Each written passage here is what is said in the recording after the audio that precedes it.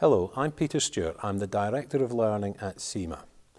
As you know, CIMA regularly updates its syllabus to ensure that students and members receive the skills and knowledge that employers are looking for in today's business world. We recently launched the 2015 Professional Qualification, and we've updated the way in which we'll assess students' knowledge and competencies. All of our exams from 2015 will be computer-based. We have 9 subjects which will be assessed using objective test questions, and the objective test exams can be taken at any time of the year. Each level of the qualification is completed with an integrated case study exam. The case study exams will be assessed in one of 4 windows throughout the year. My colleagues and I have had lots of people asking, what will I do in 2014? The aim of this video is to give you advice on how to complete your studies in 2014 and to be best prepared for the onset of 2015 and the revised qualification.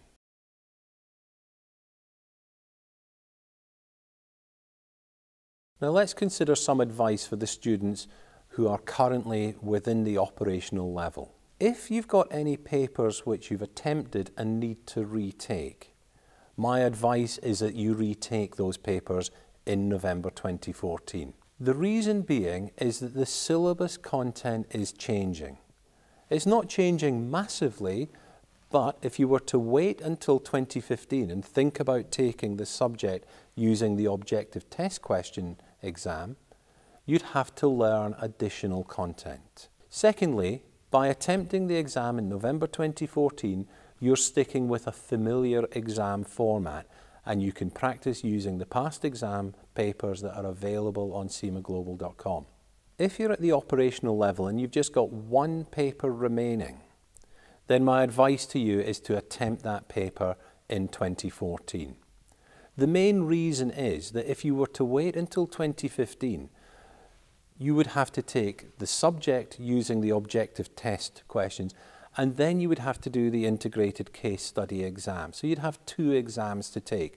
And taking the case study exam would involve revision of the 2 papers that you've already passed. If you've got 2 papers remaining at the operational level, you should consider attempting both of them in November 2014. The main reason being that if you were to wait till 2015, you'd have to take both using objective test questions, and then you'd have to take the case study as well.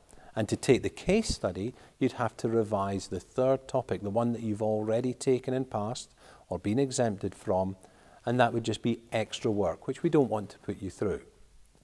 However, before deciding to take both papers in November, you should confirm that you have got sufficient study time so that you can make a good effort, because it is the last chance to take using this methodology. I'm going to split the students who have got the entire level to go into 2 categories. If you've made a previous attempt at 1 or more of the papers, then I would suggest that you carry on to take the retake in November 2014. Because it's a familiar assessment method, you're partway through there, and you won't have to pick up new syllabus topics when you move into 2015. If you've not yet attempted any of the papers within the operational level, your choice for November 2014 really depends on your study time available. You could attempt all 3 papers in November, but be aware that that requires quite a lot of study time and commitment. If you can give that time and commitment, excellent, because you'll move on in 2015 into the management level. If you can't give that time and commitment, and either you only take 2 papers or you attempt 3 and you fail 1, then by the time you get to 2015, you'll be taking the remaining paper and the case study. So think carefully about that choice and don't bite off more than you can chew. I'll recap on what the rules of the waiver are. If you've attempted and passed 2 of the 3 operational level papers, if you've not received an exemption at operational level, then you'll be entitled to claim the waiver. And what that allows you to do is to move straight on to the operational level case study without completing that third subject. Now, the idea of not completing a subject sounds attractive, I know. However, think about the case study. It's an integrated exam. It draws on the knowledge of the 3 papers at the level. You won't be able to complete the case study if you haven't looked at the learning outcomes of one of the 3 papers.